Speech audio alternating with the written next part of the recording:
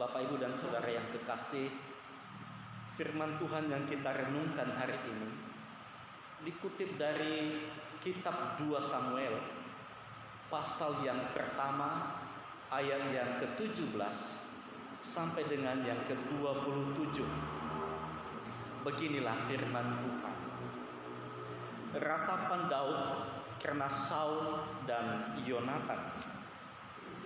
Daud menyanyikan nyanyian ratapan ini karena Saul dan Yonatan anaknya, dan ia memberi perintah untuk mengajarkan nyanyian ini kepada Bani Yehuda.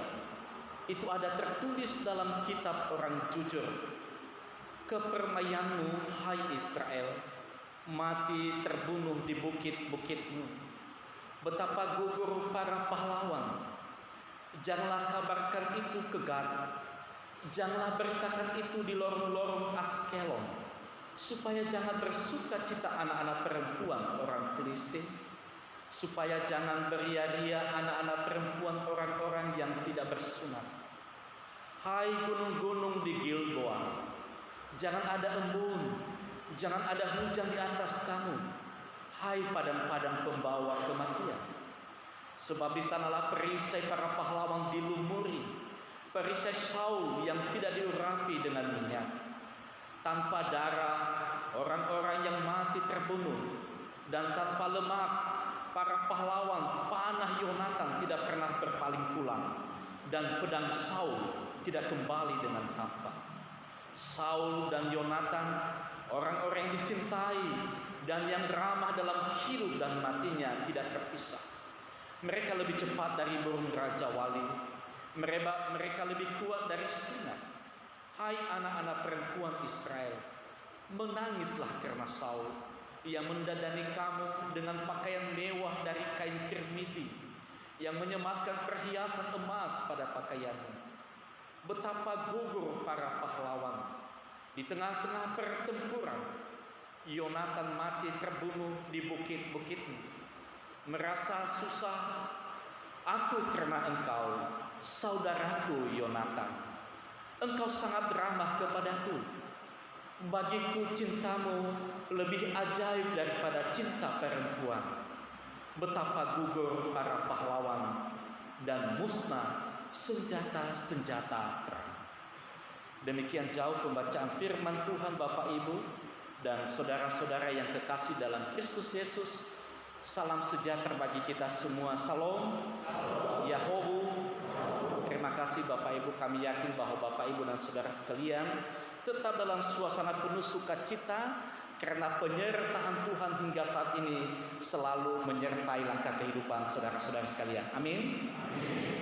Dan tentu kita juga terus berdoa untuk saudara-saudara kita yang sampai pada saat ini terus bergumul dengan pandemi ini, bergumul dengan penyakit yang sudah lama diderita, bergumul karena efek domino dari pandemi COVID-19. Bahkan efek domino ini yang paling menakutkan, Bapak Ibu. Bukan hanya kita yang menjadi takut, negara juga takut karena efek dari pandemi ini. Oleh karena ini hari ini bagi kita yang masih sehat, kita bersyukur kepada Tuhan. Tadi malam saya di WA oleh warga jemaat kita di Jakarta bahwa mereka satu keluarga 10 orang, termasuk anak-anak kecil, terpapar COVID hasil PCR kemarin. Dan mereka ketakutan. Saya katakan jangan takut. Semuanya kita pasti digilirnya satu-satu. Oleh karena itu terus kuatkan semangat hidup, iman juga harus kuat, dan tetap beraktivitas. Karena ini tidak tahu kita kapan berakhir. Oleh karena itu setiap saat kita selalu waspada untuk menjaga diri, menjaga keluarga, menjaga rekan kita, sahabat kita yang ada di kiri kanan kita, teman seperjalanan kita, dan dimanapun kita berada. Sehingga melalui itu juga kehadiran kita menjadi orang-orang yang disiplin, orang-orang yang taat terhadap prosedur yang ada. Bapak, Ibu, dan saudara sekalian, saya tanya dengan jujur, siapa di antara kita yang sudah punya sahabat sejati seperti Daud dan Yonatan? Coba angkat tangan. Siapa di antara kita yang memiliki sahabat seperti Daud dan Yonatan? Mereka sehidup semati. Bahkan dari kata-kata terakhir di ayat 26, dia katakan, bagiku cintamu lebih ajaib daripada cinta seorang perempuan. Ini jangan ditafsirkan lain-lain. Karena sekarang negara dan ada gereja yang sudah memberkati yang sejenis LGBT. Ya, mudah-mudahan BNKP tidak mengambil sikap ke depan seperti itu. Ya, berdoa Bapak Ibu untuk kami para pendeta, karena yang menentukan itu sebagian besar oleh doktrin. Ini dalam hidup ini sahabat itu sangat penting. Persahabatan itu adalah sebuah hal yang sulit dan bahkan tersulit di dunia untuk dijelaskan. Itu bukan sesuatu yang Anda pelajari dari sekolah atau yang saya pelajari di bangku-bangku teologi. Itu tidak saya pelajari di situ. Tetapi jika Anda belum belajar tentang apa artinya persahabatan, sesungguhnya Anda dan saya tidak pernah belajar apa-apa tentang sebuah nilai. Karena selain keluarga Bapak Ibu, biasanya sahabatlah menjadi orang terdekat dalam kehidupan kita. Sahabatlah yang menjadi tempat bahkan satu-satunya orang yang paling kita percayai ketika kita memiliki pergumulan-pergumulan yang bersifat sangat rahasia sekalipun. Sahabatlah tempat kita untuk bercerita dikala kita sedang mengalami duka cita yang dalam, bahkan juga rasa bahagia yang meluap-luap. Juga sahabat adalah tempat kita mencari solusi atas masalah yang sedang kita hadapi dikala kita merasa sedih, cemas, bahkan menghadapi berbagai situasi yang berat lainnya. Jadi sahabat itu begitu penting dan begitu besar nilainya dalam setiap hidup orang sampai kita hari ini. Bapak Ibu, pernah ada yang berkata, 1000 teman datang pada saat kamu tertawa, tapi seorang sahabat akan datang pada saat kamu bersedih. Memang pepatahnya juga ada yang menerjemahkan seperti itu. Atau nabo bawa iki bale abo ba wege. So masa bahasanya yang tepat. Atau nabo ba wewani bale abo ba apa geto atau fol, saya kurang tahu. Jadi kalau ada yang manis banyak teman. Kalau tidak ada lagi habis yang manis. Ada pepatah Melayu saya dengar lagi. Ramai-ramai buah rambutan, habis buah dahan marusak. Itu bahasa lama, bahasa kuno lama sebelum EYD. Jadi kalau lagi bahagia, lagi punya jabatan, lagi punya segala sesuatu, banyak teman. Tapi dikala sudah mulai matahari menjelang sore, sudah mulai berumur, tidak punya jabatan, tidak punya kekuasaan, apalagi sudah mulai susah kehidupan, maka satu-satu teman-teman tadi, itu yang dikatakan 1000 teman akan datang tertawa bersama Anda, tetapi sahabat yang sejati, dia datang pada saat Anda merasa bersedih. Jadi Bapak Ibu, hari ini kita mesti punya sahabat sejati, setidaknya satu orang. Selain keluarga kita, selain sahabat, keluarga-keluarga dekat kita, Bapak Ibu. Nah, pada hari ini Daud memberi kita pelajaran berharga, yaitu selain bahwa Daud menyadari siapa dia di hadapan Tuhan, dia menyadari bahwa dia itu hanyalah sebuah ciptaan, hanyalah seorang hamba, bukan tuan, hanyalah seorang rakyat biasa, bukan hakim, hanyalah seorang saudara yang tidak memiliki apa-apa, sehingga dia tidak berani untuk menjadi hakim, untuk menjadi penentu terhadap kehidupan seseorang, bahkan musuhnya sekalipun. Mengapa ini penting? Saul dan Daud, mereka bukan teman, tetapi musuh yang sejati. Sementara Yonatan anak Saul, mereka adalah teman sahabat yang sejati. Bayangkan Bapak Ibu, memang awal-awalnya Saul ini senang sekali dengan Daud. Bahkan ketika dia gila, sakit jiwa, maka ketika Saul menyembunyikan serulingnya, maka Daud menyembunyikan serulingnya, maka Saul menjadi sembuh. Sehingga Saul ini menjadi anak kesayangan sebenarnya dari seorang raja yang bernama Saul. Tetapi persoalan mulai muncul ketika suatu hari dia melihat keberanian dari Daud ini, bahkan memuncak pada saat Daud punya kesempatan membunuh Goliat, maka orang berseru-seru, ngaheun dibunuh Saul, bafulu ngaheun dibunuh David. Nah, ibaratnya itu muncul kecemburuan. Mulai muncul kecemburuan karena ternyata semakin hebatlah berita dan sukacita, kemampuan dan talenta, anugerah, berkat-berkat yang ada dalam hidup Daud, dan Saul yang tidak menyadari itu, dia menjadi iri dan menjadi cemburu. Kecemburuannya, dia merancang sebuah pembunuhan yang dahsyat. Bahkan dia menganggap Daud seorang anak kecil yang dulu disenanginya menjadi musuh yang mesti dan harus segera dibasmi di wilayah kerajaan. Dan pada saat kesempatan-kesempatan tertentu, Daud memiliki kesempatan juga sebenarnya untuk membalaskan dendamnya, bahkan kesempatan untuk membunuh Saul. Tetapi karena Daud sadar bahwa dia bukan Allah, dia bukan hakim, dia bukan yang menentukan nasib seseorang, dan dia menghargai bahwa Saul ada yang dipilih Allah, maka dia tidak mengambil kesempatan. Dia tahu bahwa pembalasan itu satu-satunya hanya hak Allah itu sendiri, bukan dia. Beda manusia kita yang pada hari ini pembalasan itu menjadi satu-satunya ukuran kepuasan kita, manakala kita punya rasa benci, punya rasa dendam, punya amarah kepada seseorang, maka pembalasan menjadi satu-satunya obat.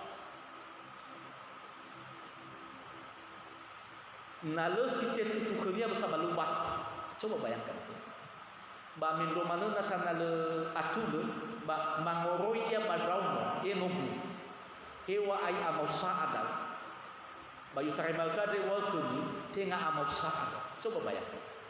Kecenderungan hati manusia. Karena menurut kita bahwa pembalasan itu adalah satu-satunya cara untuk memuaskan dahaga dari amarah, dari benci yang ada dalam hati kita. Nah, hari ini Daud mengajari kita tidak seperti itu. Dia punya kesempatan membalaskan dendamnya, tetapi dia tidak menggunakan haknya, karena dia sadar bahwa hak itu membalas itu adalah dari Allah itu sendiri. Bapak Ibu, mengapa Daud mampu seperti itu? Nah, ini yang menjadi pelajaran bagi kita. Kenapa dia mampu? Pertama, Daud selalu dan senantiasa membuka pintu pengampunan. Ini hal yang membuat dia menjadi memiliki nilai lebih dibanding yang lain-lain. Bahwa setiap saat Daud selalu membuka pintu pengampunan. Kecenderungan manusia adalah selalu mengingat kesalahan, mengingat kekurangan, mengingat kelemahan orang lain. Jangankan di luar persekutuan, di setiap ibadah perjumpaan anak-anak Tuhan, yang sering berkesan dalam pikiran kita adalah kesalahan-kesalahan dari rangkaian ibadah mungkin, dari penampilan orang mungkin, dari cara orang bernyanyi mungkin. Itu yang sering. Sementara hal-hal yang positif, hal-hal yang baik kadang-kadang berlalu.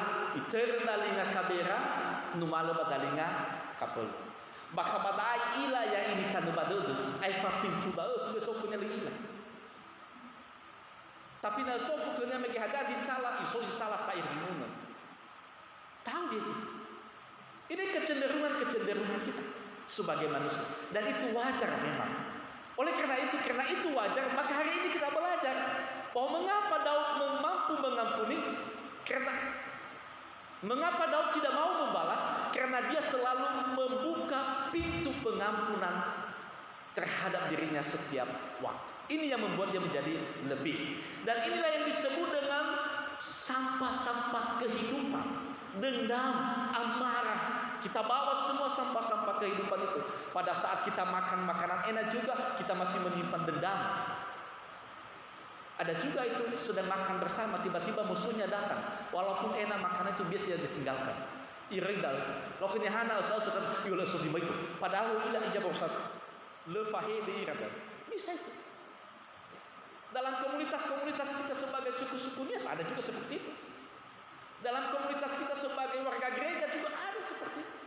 Hari ini Daud mengajari kita, harusnya setiap kita selalu membuka pintu pengampunan itu, sehingga sampah-sampah amarah itu, benci dan dendam itu kita buang, sehingga hidup ini menjadi nyaman, tidur pun nyenyak, makan juga enak walaupun biasa-biasa sih menunya, karena tidak ada sampah-sampah kehidupan ini.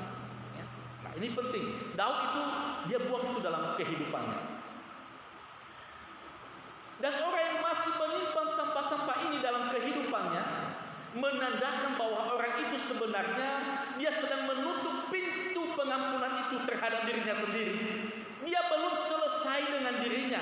Dia belum mengampuni dirinya sendiri. Kan seseorang yang belum mengampuni dirinya sendiri, dia itu sebenarnya sedang terluka.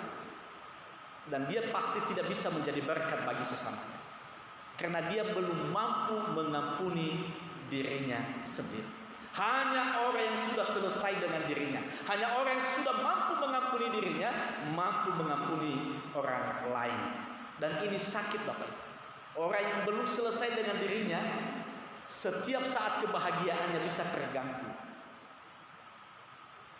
Jadi hal pertama, kita selesaikan diri kita, kita ampuni dulu diri kita, sehingga dengan yang lain kita juga bisa mengampuni. Akibat belum sembuhnya seseorang dari luka batinnya, maka amat sulitlah dia memberi apresiasi, sulit memberi penghargaan, sulit memberi atensi kepada orang lain yang pernah menyakiti hatinya. Dan salah satu akibatnya hari ini, maaf saya selalu berkata seperti itu, omongihan tidak pernah bersatu. Masalah ini belum membuka pintu-pintu pengampunan. Bukannya tidak berpotensi omongihan ini, duduk di Senayan, duduk di mana-mana. Tapi tidak, mengapa? Kita evaluasi ini. Sebagai omongihan kita evaluasi. Sebagai gereja BNKP perlu mengevaluasi diri. Bukan tidak punya potensi kita. Tapi ada apa? Naya iya zo pimpin lelaku, nada azo pimpin lelaku, nada azo pimpin lelaku. Ini masalah kita ini. Penyakit sebenarnya ini menurut saya. Karena kita belum mampu mengampuni diri sendiri, belum mampu berdamai dengan diri kita sendiri. Siapa sih yang sempurna di dunia ini? Suami istri saja ada masalah. Anak dan ayah ada masalah. Ada dan ibu ada masalah. Anak dengan orang tua dia bermasalah. Tidak ada yang sempurna. Tapi ketika pintu-pintu pengampunan itu selalu terbuka, segala sesuatunya bisa diselesaikan dengan penuh musyawarah. Ini yang penting Bapak Ibu. Namun Daud memilih jalan yang tepat. Dia berdamai dengan dirinya sendiri, selalu menyediakan pintu pengampunan terhadap musuhnya yang telah berniat membunuhnya sekalipun.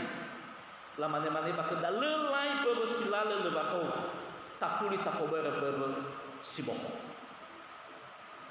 Ini yang menjadi statement kita dalam hidup kita sebagai orang-orang percaya sesungguhnya. Hal kedua, mengapa Daud mampu menyanyikan syair lagu yang saya baca dalam tes khotbah hari ini kepada sang musuh bebuyutannya yaitu Saul. Ini khotbah tadi syair lagu itu nyanyian. Kalau ada di antara kita yang pintar membaca puisi sebenarnya boleh dibacanya ini dengan indah. Kenapa Daud mampu menyanyikan ini? Kalau untuk manusia ukuran kita di dunia ini, kalau ada musuhnya meninggal, jangankan menghantarnya sampai di liang kubur, pasti dia tidak datang. Tetapi Daud mengambil jalan yang terbaik. Kenapa? Pertama, hal kedua, Daud selalu mengingat hal-hal yang benar dan berguna walaupun Saul adalah musuh utamanya. Dia tidak mengingat yang lainnya. Dia tidak mengingat kelemahan-kelemahan Saul. Dia tidak mengingat hal-hal yang ingat adalah Saul itu yang dipilih oleh Tuhan, ditetapkan menjadi raja atas Bani Yehuda dan Israel. Dia ingat itu. Bahwa ia ada di fili lovalangi. Meni fili lovalangi. Itu tentunya Fefujisa fili lovalangi bahkan melalui Saul. Karena Saul ini adalah raja pertama bagi Israel, adalah merupakan kemuliaan bagi seluruh Israel dengan raja-raja yang lain. Sesungguhnya Allah tidak menempatkan raja yang definitif, tetapi karena permintaan desakan dari rakyat ini supaya mereka juga sama dengan bangsa-bangsa yang lain, maka Tuhan menetapkan seorang raja itu Saul kepada mereka. Jadi kebanggaan mereka, pahlawan mereka, orang yang mereka banggakan. Walaupun dia punya niat jahat kepada Daud, tetapi Daud mengingat yang baik, mengingat yang benar. Jadi kita sebenarnya kalau mau mengasihi seseorang, jangan ingat yang jeleknya. Kalau kita lihat yang jeleknya, kita tidak mampu menolongnya. Tapi lihat yang baiknya sama dia. Lihat yang baik. Kalau kita melihat yang baik dengan hidup seseorang itu, maka kita pasti bisa mampu mengulurkan tangan pada saat dia juga menderita. Daud mampu melihat kekurangan orang lain sebagai pintu untuk bercermin dan memperbaiki dirinya dalam bertindak dan berbuat. Sehingga Daud memiliki nilai lebih dibanding dengan Saul yang adalah raja. Jadi ingat Bapak Ibu, nilai yang mulia itu tidak tergantung kepada jabatannya, tidak tergantung kepada kekayaannya, tidak tergantung kepada intelektualnya, tetapi tergantung kepada attitude, karakter. So kisi no berpendidikan, pula daun, fabalu, agaknya mau fenu. Ada itu, tapi ada yang tidak dari segi akademik. Dia biasa-biasa, tapi berjiwa orang tua, pemaaf, murah hati. Ada. Jadi kemuliaan diri kita itu tidak ditentukan oleh jabatan, kekayaan, intelektual yang kita miliki, tapi ditentukan oleh karakter kita, sikap kita berkomunikasi dengan orang, berinteraksi dengan saudara-saudara. Itu yang menentukan kita. Jadi Bapak Ibu, ini sangat penting untuk hidup ini. Nilai hidup itu sangat ditentukan oleh karakter kita. Nah, oleh karena itu jangan tunggu kaya baru murah hati. Jangan tunggu bisa menolong orang lain setelah punya jabatan. Jangan. Hari ini Anda mampu melakukan itu. Saya dan saudara bisa melakukan itu. Karena bukan jabatan, bukan kekayaan, bukan intelektual kita yang menentukan kita punya attitude yang baik, tapi cara kita memperagakan hidup kita dengan benar di hadapan sesama kita dan juga di hadapan Tuhan. Hal yang ketiga dan terakhir, mengapa Daud mampu menyanyikan lagu yang cukup indah ini terhadap musuhnya? Karena dia setia dalam hubungannya. Dia setia dalam hubungannya dengan Yonatan, anak dari Raja Saul. Walaupun ayah Yonatan adalah musuhnya, bahkan berencana membunuhnya, tetapi dia ingat yang baik, yang benar yang telah dilakukan oleh anaknya, keluarga ini terhadapnya. Dia tidak melupakan itu. Semua orang mengakui bahwa untuk memiliki banyak teman bukan perkara sulit, melainkan untuk memiliki seorang sahabat sejati tidaklah semudah membalikan telapak tangan. Pernah Aristoteles berkata, menjadi seorang teman adalah mudah, tapi persahabatan adalah buah yang lama berbuah. Sekali lagi, menjadi seorang teman adalah mudah, tetapi persahabatan adalah buah yang lama berbuah. Butuh perjuangan untuk mendapatkan sahabat sejati. Butuh perjuangan, ada pengorbanan. Dalam 1 Samuel pasal 18 ayat 1 kita bisa membaca Bapak Ibu. Dikatakan di sana, berpadulah jiwa Yonatan dengan jiwa Daud, dan Yonatan mengasihi dia seperti jiwanya sendiri. Itulah pengorbanan itu. Ini tidak mudah. Berkorban untuk orang lain kepada yang telah melakukan hal-hal yang baik untuk kita, mungkin itu masih bisa kita lakukan. Tetapi berkorban bagi orang lain yang mungkin telah menyakiti kita, ini hal yang sulit untuk kita lakukan. Kecuali Yesus Kristus yang telah bersedia terjun, mengampuni, membebaskan setiap kita. Tapi kita diajak untuk ke sana, untuk mengarahkan kehidupan ke sana. Siapa bergaul dengan orang bijak, dia menjadi bijak. Siapa berteman dengan orang yang bebal, dia menjadi malang. Dan pergaulan yang buruk merusak kebiasaan yang baik. Bagaimana itu Bali nomongnya lebih jelas pada detik yang mana bahwa halin hazo masih sifahu bazo behe au behemo patu basifahu bazatua-tua ba atua-tua. Ini bahasa 1 Korintus 15 ayat 13 dia berkata, pergaulan yang buruk merusak kebiasaan yang baik. Jadi hari ini terutama untuk adik-adik kami Komisi Pemuda yang baru melantunkan lagu, pilihlah teman-teman yang baik. Pilihlah teman pergaulan yang baik benar, seperti Daud dan Yonatan ini. Tidak membawa kepada kehancuran, tidak membawa kepada hal-hal yang tidak baik. Karena hari-hari ini semua menawarkan hal-hal yang sangat mudah, hal-hal yang sangat instan. Tapi bagi adik-adik kami, pilihlah teman-teman yang baik. Maka dari itu kita harus selektif dalam memilih teman atau sahabat agar kita tidak terpengaruh kepada hal-hal yang tidak baik. Kita juga harus bisa menemukan sahabat sejati yang bisa memberi nilai tambah positif bagi hidup kita, yaitu membangun, menguatkan, dan membimbing kita kepada kehidupan yang berkenan kepada Tuhan, bukan kepada hal-hal yang tidak baik. Inilah perlu mempunyai seorang sahabat. Hari ini kalau kita tidak ada, coba cari sahabat yang sejati. Sahabatmu itu bisa temanmu perempuan, bisa temanmu laki-laki, bisa dalam keluarga. Carilah itu. Untuk apa memiliki sahabat bila dengan persahabatan itu kita semakin jauh dari Tuhan, meninggalkan pelayanan, nilai-nilai di sekolah makin turun drastis dan sebagainya. Nilai-nilai kerja, etos kerja semakin turun karena bersahabat dengan teman-teman yang tidak membawa kita kepada hal-hal yang baik. Dugemlah, begadang sampai jauh malam lah, pulang jauh malam. Cari teman-teman yang mendukungmu untuk mengembangkan dirimu ke arah yang lebih baik. Karena kesempatan hidup, saya waktu menguburkan orang di beberapa hari yang lalu saya katakan bahwa hidup ini adalah tidak selamanya kita memiliki kesempatan yang baik. Ada saatnya kita tidak memiliki kesempatan yang baik, termasuk di saat pandemi ini. Oleh karena itu pergunakan kesempatan yang baik itu untuk mengembangkan diri ke arah yang lebih baik. Seorang sahabat menaruh kasih setiap waktu dan menjadi seorang saudara dalam kesukaran.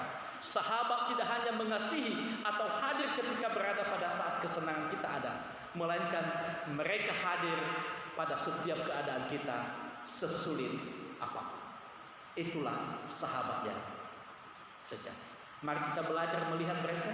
Siapa di antara kita berdoa memiliki temannya.